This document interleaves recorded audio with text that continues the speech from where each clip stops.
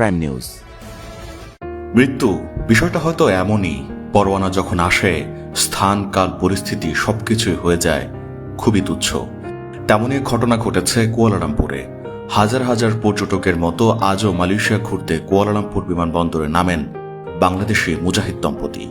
পৌঁছানোর পর ঘণ্টাও পেরোয়নি, বিমানবন্দর থেকে একটি ক্যাব ভাড়া করে গন্তব্যে যাওয়ার পথেই এক মদ্যপ চালকের বেপরোয়া শিকারে পরিণত হন তারা। সংঘর্ষে ঘটনাস্থলে প্রাণ যায় মুজাহিদের, আর হাসপাতালের বিছানায় ভাঙা পা নিয়ে ছটফট করছেন তার স্ত্রী নাফিসা।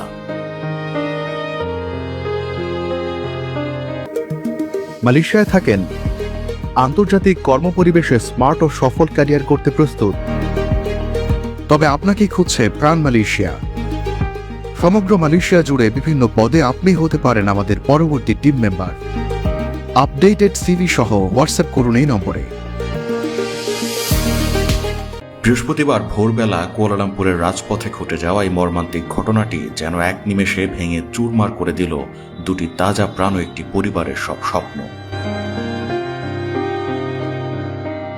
হবিগঞ্জের এই তরুণ দম্পতি 2 বছর আগে বিবাহ বন্ধনে আবদ্ধ হয়েছিলেন। এই দম্পতির এটি ছিল মালয়েশিয়ায় দ্বিতীয় সফর। সপ্তাহব্যাপী সুন্দর কিছু মুহূর্ত কাটানোর পরিকল্পনা ছিল তাদের, কিন্তু ভোর 5টা 38 মিনিটে মাজু এক্সপ্রেসওয়েতে ঘটে যাওয়া এক ধাক্কায় সেই পরিকল্পনা চিরতরে স্তব্ধ হয়ে গেল। মদ্যপ অবস্থায় মালয়েশিয়ার এক সেনা সদস্যের ফোর্ড ফিয়েস্তা গাড়িটি নিয়ন্ত্রণ হারিয়ে উল্টো দিক থেকে আসা ইহেলিং গাড়িটিতে আছড়ে পড়লে ঘটনাস্থলে প্রাণ হারান মুজাহিদ। নিহত মুজাহিদের স্ত্রী নাফিসা এখন কুয়ালালামপুরের হাসপাতালের বিছানায় যন্ত্রণায় ছটফট করছেন। একদিকে শারীরিক ক্ষত, অন্যদিকে স্বামীর অকাল মৃত্যুর খবর শোনার মানসিক আঘাত, সব মিলিয়ে এক অসহনীয় পরিস্থিতি।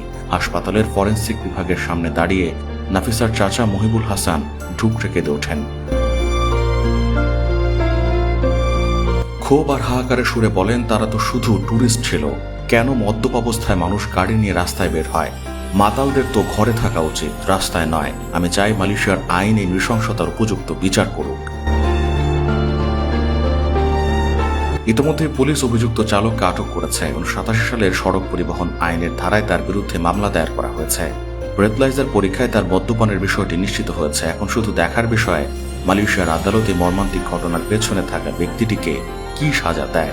মুজাহিদ হয়তো আর কোনোদিন ফিরবেন না, কিন্তু নাফিসার ভাঙা পা আর ক্ষতবিক্ষত হৃদয়ের কান্না হয়তো অনেকদিন মালয়েশিয়ার আকাশ বাতাসকে ভারী করে রাখবে। একটি সুন্দর যুগলের জীবনের এই পরিণতি যেন কোনো দম্পতির জীবনে না আসে, সেটি বলছেন মালয়েশিয়া প্রবাসীরা। প্রবাস কণ্ঠ, নিউজ ডেস্ক।